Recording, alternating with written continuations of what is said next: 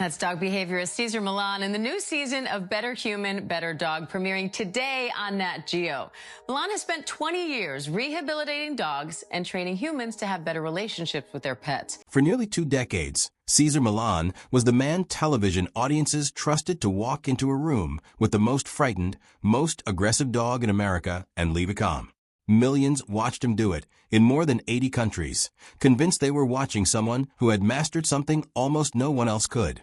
But behind that composure was a man who, for one devastating stretch of his life, was barely holding on.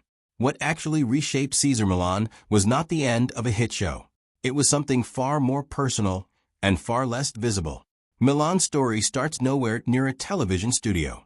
He grew up in Culiacan, Mexico, and by the time he was in his early 20s, he had one goal: to become the best dog trainer in the world. At 21, he crossed into the United States with barely $100 from his father, no contacts, no guaranteed work, and by his own account, a border crossing dangerous enough that it could have cost him his life. It was an ambitious, almost reckless plan for someone with so little to fall back on. What he did have was a genuine feel for animals.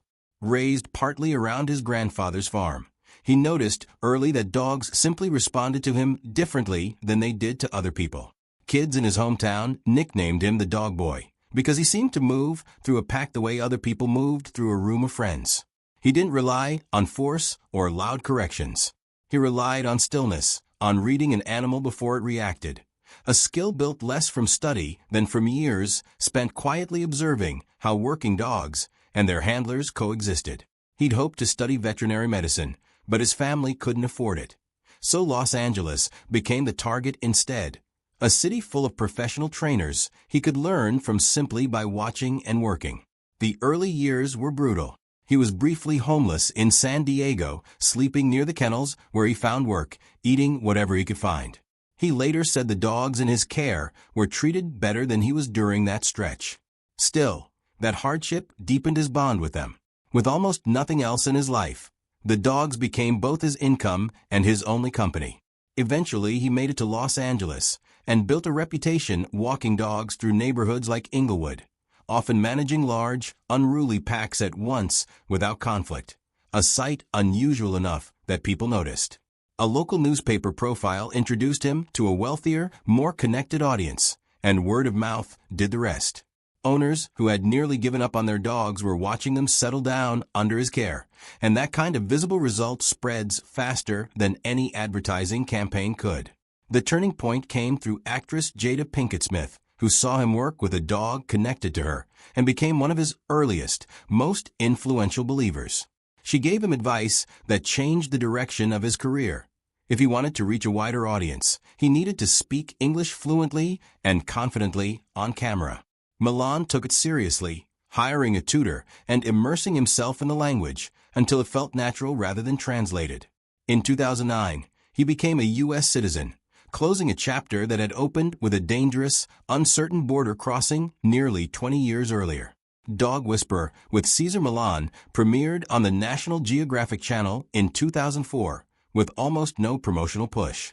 The early episodes ran short, felt more like filler programming than a flagship series, and aired far from prime time. There was little in those first installments to suggest the show would become a global phenomenon. But the premise worked on a basic emotional level. A family with a supposedly hopeless, aggressive dog would call Millan in, and within a single session, the animal would visibly calm down. For owners who had been told their dog might need to be given up or put down, watching that transformation happen in real time was powerful television. By its second season, National Geographic expanded the show to a full hour and moved it into prime time. By season 6, Dog Whisperer had become one of the network's biggest assets. The New York Times estimated Millan was reaching roughly 11 million American viewers a week, with millions more watching internationally. His philosophy, what he called calm, assertive energy, argued that dogs misbehaved because owners failed to establish themselves as pack leaders, and that animals could sense and exploit human anxiety. It was simple, intuitive, and for people who'd struggled with a difficult dog for years, it felt like an answer they'd been waiting for. But the same qualities that made the show compelling television were exactly what troubled professional behaviorists. The idea that dogs organize themselves into rigid dominance hierarchies came largely from early studies of wolves. Except those studies had observed unrelated wolves forced together in captivity, an artificial and stressful arrangement that produced constant power struggles. When researchers later studied wild wolf packs, they found something closer to a family structure led by parents, not a constant fight for alpha status. If the underlying model was flawed, critics argued, then training methods built around asserting dominance weren't tapping into anything natural at all. There was a deeper concern too. Some behaviorists warned that a dog that stopped growling after correction hadn't necessarily calmed down. It may have simply learned to stop signaling discomfort before it reached the point of biting, which could make the animal more dangerous rather than less. What looked like obedience on camera, they argued, could sometimes be fear with the volume turned down. The pushback became organized and public. In 2006, a veterinary behaviorist at Tufts University wrote directly to National Geographic warning that the show was setting dog training back by decades. That same year, the American Humane Association formally asked the network to pull it, calling the methods outdated and potentially harmful. In 2009, the American Veterinary Society of Animal Behavior issued its own warning about dominance-based training increasing fear and aggression, without naming Millan directly. Millan pushed back just as firmly, arguing his approach came from more than 15 years of hands-on experience with genuinely dangerous dogs, not theoretical models built at a desk. Neither side moved much, and the disagreement hardened into two camps watching the same footage and seeing completely different things. One side saw a dog finally brought to peace. The other saw an animal shutting down under pressure. Public incidents kept the controversy alive. In 2012, British broadcaster Alan Titchmarsh aired footage that appeared to show Millan striking a dog near the throat. Millan called it a touch, not a strike. But the clip spread regardless and reignited criticism from welfare groups.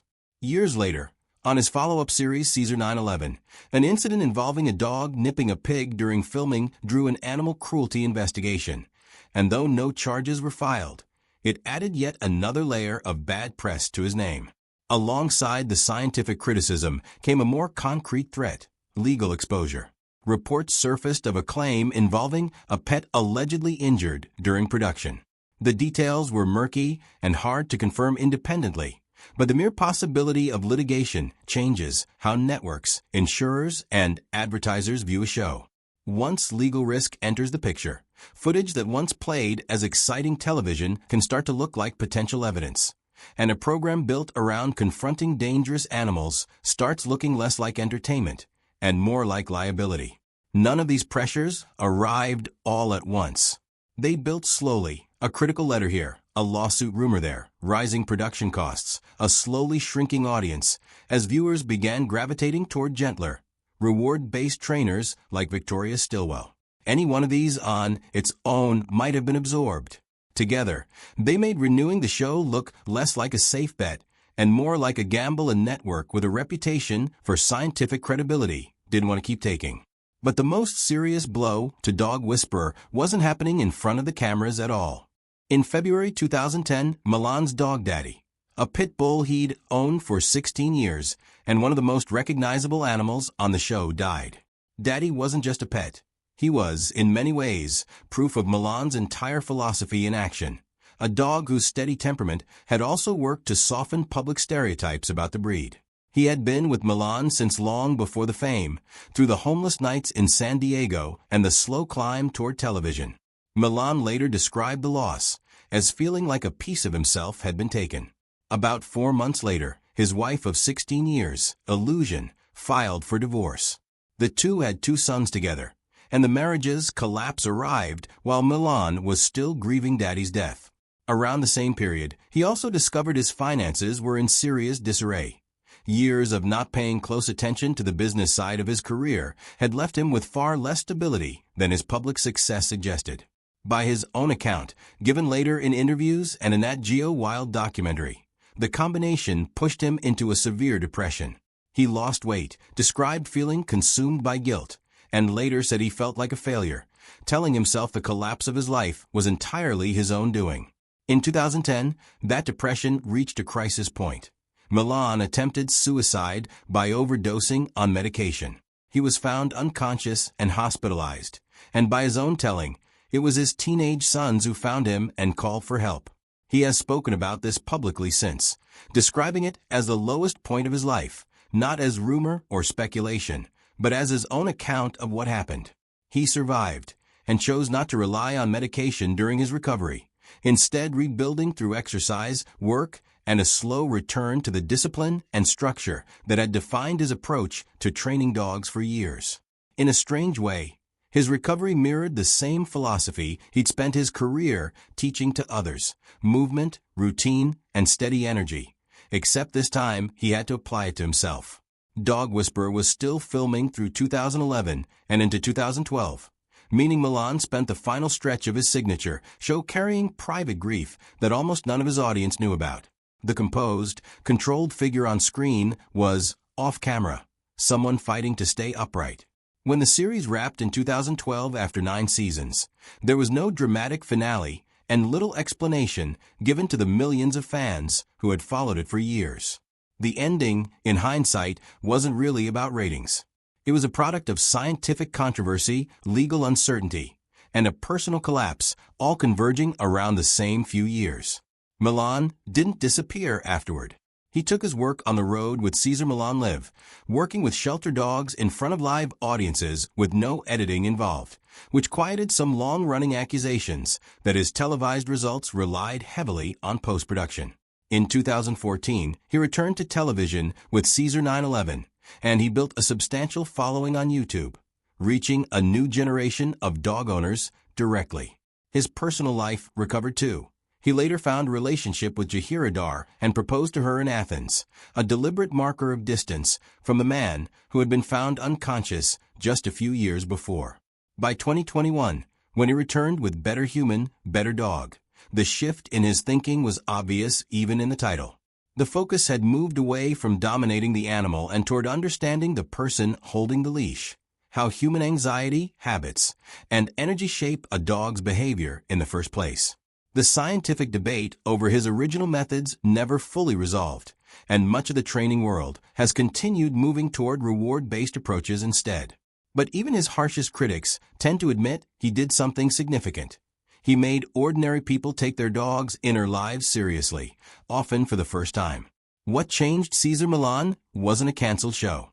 It was surviving a year that took his dog, his marriage, and very nearly his life, all within months of each other, while the world kept expecting him to be the calmest person in the room.